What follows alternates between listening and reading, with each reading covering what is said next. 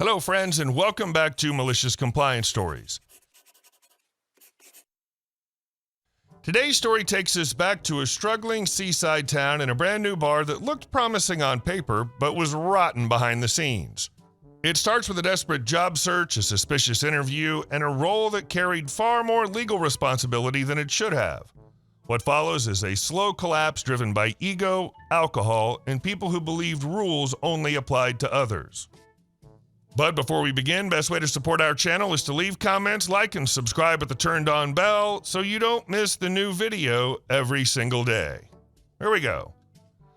A tale of how a corrupt restaurant owner's greed and illegal services led to a $50,000 fine and permanent closure, all because they fired the wrong manager. 10 years ago, when I was broke and ramen noodles were luxury, the whole thing began. I found an ad for a bar manager at a new restaurant called the Riverview Resto Bar while searching job boards with my bank account around nil. The pay was good and the setting seemed promising on the sea. Diane, my interviewer, had a piercing, evaluating stare that never settled. She was nervous, tapping frantically on the plywood table between us. Greg, her silent spouse, who seemed to shadow her, sat behind her, nodding. Diane said, "We're really excited to get this place off the ground." Smiling, but not quite. However, there are special criteria, legal matters. Your license manager status would be on paper. Expert on all liquor matters. I leaned forward, curious. "That's typical for a manager," Greg said. "It's more than standard here." But Diane interrupted him. She added, "There was an issue," selecting her words carefully, "in my last position, miscommunication with the liquor board. I lost my license. There are requirements to get one here. I'm barred entry, at all, for whatever purpose. The prohibited person is me. Greg owns this record. You would be held accountable by the liquor board," she added, pointing at me. "You schedule, order, manage staff, and enforce rules. Nobody can overrule liquor service. Not Greg, not me. So says the board." Red flags were visible and waving in a gale-force wind. Prohibited person? A husband owning paper? The wage she indicated was a lifeline, a figure that could buy textbooks without fear and possibly even a pillow without dirty t-shirts. I swallowed my anxiety. "I understand," I answered. "That responsibility suits me." Diane smiled more, completing the sale. "Great. When can you start? We open next week." Opening was more controlled demolition than grand premiere. Diane's disappearance was a lie as thin as cocktail napkins from the start. She yelled at the kitchen staff, moved chairs an inch, and criticized the salt shaker placement before opening. Though she pretended to be a ghost, she was a poltergeist, flinging her weight around and making a commotion. "I'm just helping set up," she said, avoiding my eyes as she counted bottles behind the bar that first day. Like a mother hen, I'll leave before the doors open. But she wasn't. She watched the dining room from the kitchen pass-through window. My meticulously planned cooking schedule changed within a week. Line cooks with extensive experience lost their shifts. One afternoon, Diane cornered me in the tiny office and said, "We're bleeding money on labor." Her floral perfume clashed with stale beer. "I know my stuff. I can handle the kitchen some nights." Suddenly, she was a chef. Food quality plummeted and swan dove into a ravine. Moments became epics of wait. I heard the grill sizzling and Diane yelling from the kitchen, then a plate slapped onto the counter and a sad, overdone steak sliding limply across the porcelain. Customer-returned meals were somewhat burned and cold in the center. The first week, interested throngs dispersed. A caution to avoid the place was the talk in our small town, not a groovy new destination. Money tightened. More workers left. The lively opening night waitstaff was reduced to 2 exhausted individuals who came in hoping for tips, but never came. Diane, the prohibited person, became a chef and patron. She returned from the kitchen with a grease-stained apron and poured herself a huge vodka soda. She'd drink at the bar, scanning the empty tables with wrath and desperation, then leap up to bus a table or take an order, her drink sweating on the polished wood. Incredible ridiculousness. A lady prohibited from the building ran the kitchen and served tables while drinking. Greg would drink a beer at a corner booth and stare out over the lake, resigned. It culminated on a clear summer night. The warm air smelled like lake water and lilacs. The black water was lit by boats on the bar's pier. Our pulse returned after weeks. 8 raucous kids came in from the dock, sunburned and sandy. They smelled of sunscreen and youthful invincibility. They were barely 19, and the two boys in front were wobbling, their eyes unfocused, and voices too loud. Before reaching the host stand, my years-honed bartending instincts went into overdrive. I saw the last server, Chloe, with sleepy eyes, seat them in my area. I stopped her from taking their drink order. "I've got this table, Chloe," I whispered. Relief filled her cheeks as she nodded. I approached with my manager's smile. "Good evening, everybody. Please show me ID." The bunch looked guilty, gleeful. A kid with a backwards baseball cap, the ringleader, groped for a wallet and showed a driver's license that was almost insultingly false. The corner laminate was flaking and the photo blurry. The others produced pitiful forgeries. I apologized with a forceful, nice voice. "These are unacceptable. I must ask you to leave." The mood changed instantaneously. Joy turned to anger. "Come on." Baseball cap hammered the table. "We drank all day elsewhere." I said, "That may be," retaining my cool. "You're not drinking here. You look too drunk to. Please leave." Their stink was terrible, yelling, claiming discrimination, threatening to blast us on social media. The noise finally woke Greg from his booth. Shifting, he seemed mildly annoyed. "What's wrong?" I turned to him and spoke softly. "Greg, this gang is drunk and underage. I declined service and requested them to leave." He glanced at the kids, then the empty bar, then kids again. I saw the calculation in his eyes. 8 drinks, possibly appetizers, a revenue blip in a red ink desert. He ignored me and smiled paternally at the others. "Please settle down. What's wrong? What should we drink?" Honestly, my jaw fell. "Greg, no, they're kids. They're drunk." He waved me off without looking at me. "It's fine, I'll manage." He took their orders, a rum and coke, 2 beers, and a sickly sweet concoction for the females. He was the polite host, the rational businessman soothing his excessively cautious management. I stood paralyzed in bizarre fury. The liquor board's rules were meant to prevent this. The prohibited person's husband, the paper owner, directly overruled the licensed manager on illegal service. I stared numbly as he fumbled with bottles behind the bar and served the kids drinks. Their triumphant looks at me hit me hard. My hands shook as I turned and left. I had no choice but to cause a scene that would have worsened things. I cursed and avoided the table all night, watching them get louder and more annoying until they left mercifully. Diane summoned me into the office the next afternoon, still stinging from the night before. She sat at the desk today, not cooking. She stared at me predatorily. Leaning against the wall, Greg examined the floor. "We have a problem," Diane said, chilly. "We had a short till yesterday night, $50 short." I blinked. "Short?" Counted it myself. It was accurate. "It was short," she emphasized, $50. "You handled it last. We think you took it." The harsh, ludicrous allegation hovered in the air. A peculiar serenity came over me. It was obvious and awkward. "Diane, that's a significant charge." I pointed to the little black dome above the cash register. "A camera.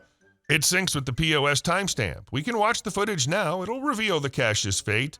A flash of panic crossed her face. She hadn't considered that. She recovered swiftly, hardening her mouth.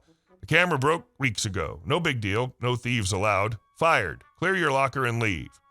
I stared at her, then Greg, who ignored me. Snapping pieces together was practically audible.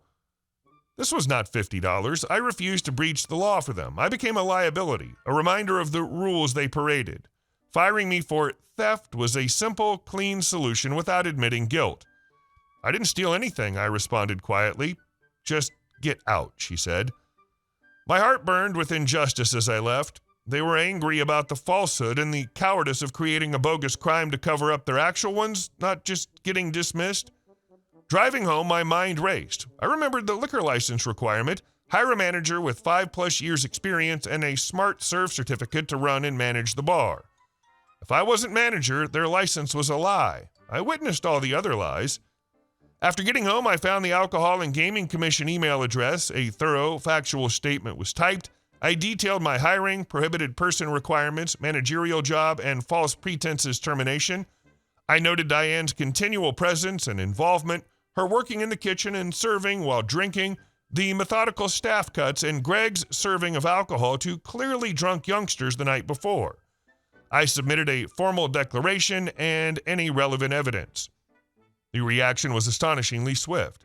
Mr. Davies, a severe liquor inspector, called me the next day. We met in a quiet cafe. He made notes on a little pad while I repeated everything, my story exploding with frustration. He asked detailed questions about dates, times, Diane and Greg's names, and the bar's layout. "And you're willing to attest to all of this under oath if necessary?" he said, eyes wide. I answered, "Absolutely," without hesitation. His grim enjoyment showed in his nod. "This licensee has caught our eye. I appreciate this. We'll visit."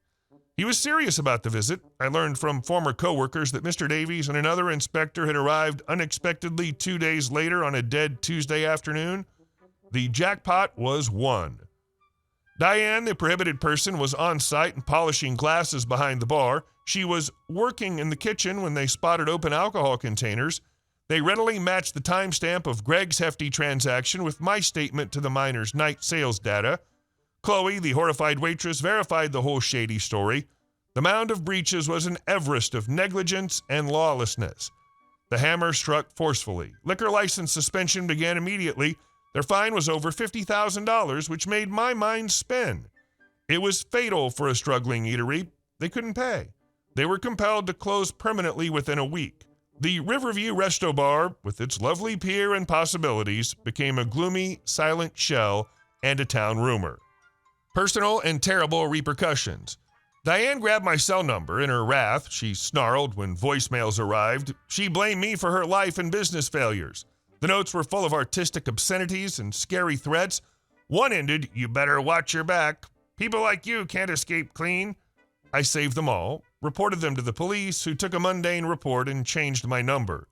For weeks, worry gnawed at my gut, yet it never eclipsed the strong, warm warmth of satisfaction.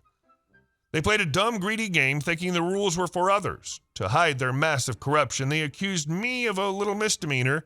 Their fate was sealed by the rules they tried to break. I got retribution with a liquor inspector's notepad and a 5-figure fine, not shouting or theatrics, totally worth it.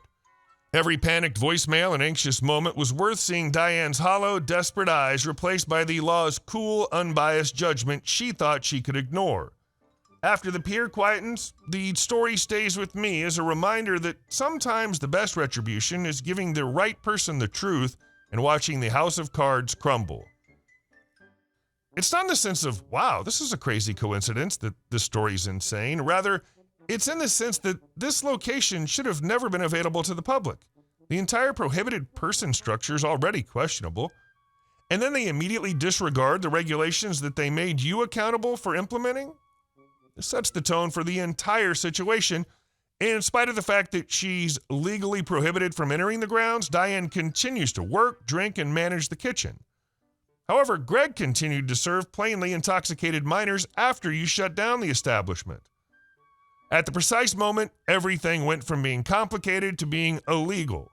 As soon as you refused to cooperate, they resorted to a desperate ploy by accusing you of stealing $50. Although you didn't snitch, you did safeguard both yourself and the general public. The explosion was caused by them. Just now you exposed the truth. And our next story. They fired my grandfather 1 year before retirement. He let the system fail.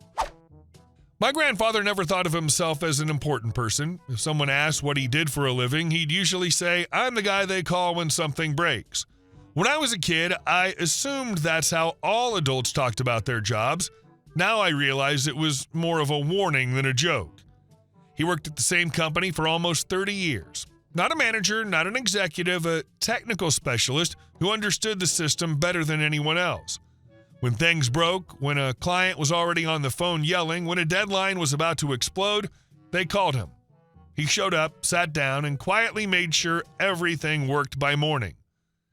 I remember him coming home late a lot. My grandmother would already be asleep, and I'd be sitting at the table pretending to do homework. I'd ask, "Another emergency?" He'd sigh and say something like, "Someone promised a client something the system can't actually do." No anger, no complaints, just a fact.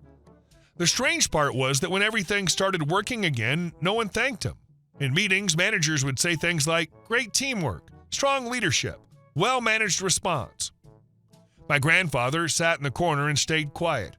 He never pushed himself forward. He used to say that as long as the system worked, he didn't care whose name was on the slide. A few years before his retirement, a new manager showed up, a classic Karen, loud, confident, and very fond of the word I. I only saw her once at a company event my grandfather took me to as his +1. She talked as if every success the company had was the result of her leadership. Every difficult project in her version was a personal victory. The people who actually stayed late fixing things never came up. My grandfather knew she was taking credit for his work. His coworkers knew too. But he kept saying, "I've got 1 year left until retirement. I'm not starting a war now." So he just kept doing his job. Then he was fired. 1 year before retirement. Official reason, restructuring. Unofficial reason, he was too expensive and too slow.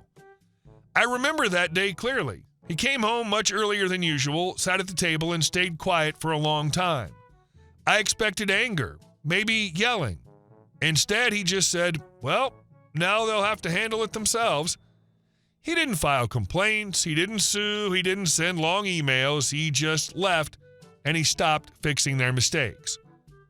For the first few months after he was gone, nothing looked catastrophic, but over time, the things he had been quietly correcting for years started reaching the surface. Mistakes made it to clients, deadlines were missed, promises Karen had handed out so confidently suddenly couldn't be kept. Clients didn't scream or cause scenes, they just started leaving. At the same time, my grandfather accepted an offer from a competitor. They'd been trying to recruit him for years, but he always said no because retirement was close. After getting fired, he agreed, mostly out of curiosity. He wanted to see what it was like to work somewhere without constant emergencies. It turned out the workload was lighter, the pay was better, and people actually listened to him. He decided to postpone retirement. 2 years later, his old company was barely surviving. The irony was that it got bought by the same competitor my grandfather now worked for. Bought cheaply, very cheaply. When they created a new department after the acquisition, my grandfather was put in charge of it. He didn't celebrate or gloat, he just showed up and started fixing what could still be fixed. Karen ended up reporting to him. I don't know exactly how that felt for her, but I do know this: she quit the next day. My grandfather worked 3 more years and then retired quietly. These days, he grows vegetables, argues with the news on TV, and occasionally tells me if you keep fixing other people's mistakes, they start thinking it's normal. There's no loud revenge in this story. He didn't destroy anyone directly. He just stopped carrying other people's incompetence. And that turned out to be enough. They didn't fire him. They fired the duct tape holding the company together. He didn't break the system. He just stopped being the patch. Hey guys, thank you all for watching the video. I'll see you in the next one.